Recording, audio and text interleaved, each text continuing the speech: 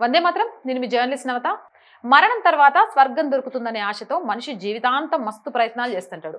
ఉపవాసం చేయడం, దాన ధర్మాలు చేయడం, తీర్థయాత్రలకు వెళ్ళడం, దేవుడికి మొక్కులు మొక్కడం. ఏదో స్వర్గం అనేది కొత్త హౌసింగ్ సొసైటీ అనుకొని అక్కడ చిన్న ఫ్లాట్ బుక్ చేసుకోవడం కోసం పుణ్యం అనే పాయింట్లను జమ చేస్తూ ఉంటాడు. సరే, మీరు వెతుకుతున్న స్వర్గం గురించి కాసేపు పక్కన పెట్టేసి ఒక్క క్షణం ఆగి ఆలోచించండి. ఏమో మనం ఇప్పటికే స్వర్గంలో ఉంటున్నామేమో. కళ్ళు మూసుకొని ఒకసారి ప్రశాంతంగా ఆలోచించి మీ చుట్టూ గమనించండి. ఒక్క బటన్ నొక్కితే చీకటి వెలుగుగా మారుతుంది. రెండో బటన్ నొక్కితే ఫ్యాన్ తిరగడం మొదలవుతుంది. మూడోది నొక్కితే చల్లని గాలి గదిని నింపేస్తుంది. కాలువ తిప్పగానే నీరు పారుతుంది. గ్యాస్ వెలిగించగానే కొన్ని నిమిషాల్లో భోజనం రెడీ అవుతుంది. జేబులో నుంచి మొబైల్ తీస్తే మొత్తం ప్రపంచం మీ అరచేతిలోకి వస్తోంది. వేల కిలోమీటర్ల దూరంలో ఉన్న మీ ప్రియమైన వ్యక్తి కొన్ని సెకండ్లలో మీ ముందు కనిపిస్తాడు. ఇంత అద్భుతమైన సౌకర్యాలు, కానీ వీటిని మనం చాలా సాధారణంగా తీసుకుంటున్నాం. ఇవి మన జన్మ హక్కు అన్నట్లు. కాస్త ఊహించండి. 200 సంవత్సరాల క్రితం ఒక రాజు ఈ రోజు మీ ఇంటికి వస్తే తిరిగి వెళ్ళడానికి ఇష్టపడకపోవచ్చు, ఆశ్చర్యపోవచ్చు అతను. ఎందుకు అనుకుంటున్నారా? ఇదేంటి అంటే వేడి నీరు, మరి ఇదేంటి అంటే చల్లగాలి, ఇదేంటి అంటే ప్రపంచం మొత్తం సమాచారం, 10 నిమిషాల్లో ఇంటికి వచ్చే ఆహారం. అతడు నవ్వుతాడు.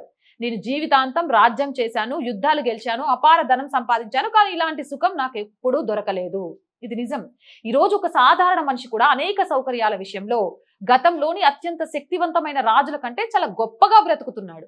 అయినా కూడా మనం సంతోషంగా లేము. ఎందుకో తెలుసా? ఎందుకంటే మనిషికి ఏది దొరికితే దాని విలువ క్రమంగా తగ్గిపోతుంది.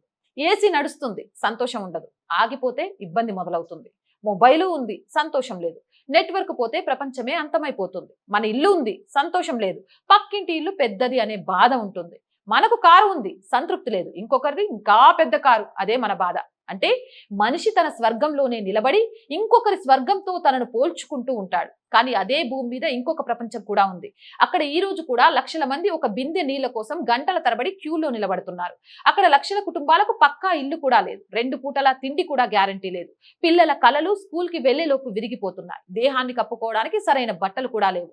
మనం సాధారణమని అనుకునే సౌకర్యాలే మరొకరికి అతి పెద్ద కళ. మనకు ఏసీ రిమోట్ దొరకకపోతే కోపం వస్తుంది. వాళ్ళకు ఎండ నుంచి కాపాడడానికి చెట్టు నీడ దొరకక వెతుకుతూ ఉంటారు. మనం డైట్ చార్ట్ వెతుకుతున్నాం, వాళ్ళు వచ్చే పూట రొట్టె గురించి ఆలోచిస్తూ పడుకుంటున్నారు. అప్పుడు అర్థమవుతుంది, స్వర్గం నరకం అనేవి మరణం తర్వాత దొరికే ప్రదేశాలు కాదు. అవి ఇక్కడే ఉన్నాయి, ఈ భూమి మీదనే ఉన్నాయి, ఈ నగరంలోనే ఉన్నాయి, ఈ వీధిలోనే ఉన్నాయి. కొన్నిసార్లు ఒకే గోడకు 2 వైపులా ఉన్నాయి. ఒక ఇంటి పిల్లవాడు తన కొత్త మొబైల్ కొంచెం స్లో అయిందని బాధపడుతున్నాడు. ఎదురింటి పిల్లవాడు ఆన్లైన్లో చదువుకు మొబైల్ లేదని బాధపడుతున్నాడు. ఒక వ్యక్తి వేడి నీరు 5 నిమిషాలు ఆలస్యంగా వచ్చిందని బాధపడుతున్నాడు. ఇంకొక వ్యక్తి ఈరోజు తాగడానికి నీరు దొరికితే చాలు అని బాధపడుతున్నాడు. తేడా పరిస్థితుల్లో మాత్రమే కాదు, దృక్పథంలో కూడా ఉంది. కొంతమంది కష్టమైన పరిస్థితుల్లో కూడా నవ్వడం తెలుసు. మరి కొంతమంది అన్ని సుఖ సౌకర్యాల మధ్య కూడా ఫిర్యాదుల నుంచి బయటికి రాలేరు. మనిషి యొక్క అతి విచిత్రమైన అలవాటు ఇదే. తన దగ్గర ఏమి లేదో ప్రతిరోజు లెక్కిస్తాడు, కానీ తన దగ్గర ఎంత ఉందో ఎప్పుడూ లెక్కించాడు. ప్రతి రాత్రి పడుకోవడానికి ముందు కేవలం 5 విషయాలు రాసుకుంటే, ఈ రోజు నేను ఊపిరి పీల్చుకోగలుగుతున్నాను, ఈ రోజు నా దగ్గర తాగడానికి నీరుంది, నా దగ్గర భోజనం ఉంది, తలదాచుకోవడానికి చోటు ఉంది, నా అన్న వాళ్ళు నాతో ఉన్నారు. అయితే బహుశా మన జీవితమే మారిపోతుంది. స్వర్గం అనేది ఒక ప్రదేశం కాదు, అదొక అనుభూతి. నరకం కూడా ఒక ప్రదేశం కాదు, అనుభూతిని మర్చిపోవడమే. మన దగ్గర ఉన్నదాన్ని విలువ ఇవ్వడమే స్వర్గం. దొరికి దాన్ని మర్చిపోయి కేవలం ఫిర్యాదులు చేస్తూ ఉండడమే నరకం. మరణం తర్వాత ఏం జరుగుతుందో ఎవరికీ తెలియదు, కానీ బ్రతికుండగానే మనకు భూమి మీద అందమైన గ్రహం, ఊపిరి పీల్చడానికి గాలి, తాగడానికి నీరు, తినడానికి అన్నం, ప్రేమించే మనవళ్ళు, ఒక బటన్ నొక్కగానే దొరికే లెక్కలేనన్ని సౌకర్యాలు ఉన్నాయని మర్చిపోకండి. ఇవన్నీ ఉన్నా కూడా మనం ఎప్పుడు దుఃఖంగా ఉంటే అంతకంటే పెద్ద దురదృష్టం ఇంకేముంటుంది? భగవంతుడు కూడా నవ్వుతూ ఇలా అంటూ ఉంటాడేమో, నేను నిన్ను స్వర్గంలో పెట్టాను, నువ్వు అక్కడ కూడా ఫిర్యాదుల ఆఫీస్ పెట్టుకున్నావు, అందుకే ఈ రోజు నుంచి ఫిర్యాదులు కాదు కృతజ్ఞతలు లెక్కించండి అని. ఎందుకంటే కృతజ్ఞత ఉన్న మనసులోనే స్వర్గం ఉంటుంది. ఫైనల్ గా నేను చెప్పాలనుకునేది ఏంటంటే 100% నిజం, స్వర్గం ఎక్కడో లేదు, అది మనలోనే, మన ప్రవర్తనలోనే ఉంది. సంతోషం అనేది మన మనసును బట్టి ఉంటుంది. స్వర్గం మన దగ్గరే అనడానికి కారణాలు సంతోషం. మనసు ప్రశాంతంగా ఉంటే అదే స్వర్గం. నలుగురితో ప్రేమగా ఉంటే ఇల్లే స్వర్గం. ఉన్నంతలో సంతృప్తిగా బతికితే అదే నిజమైన స్వర్గం. అవునంటారా కాదంటారా?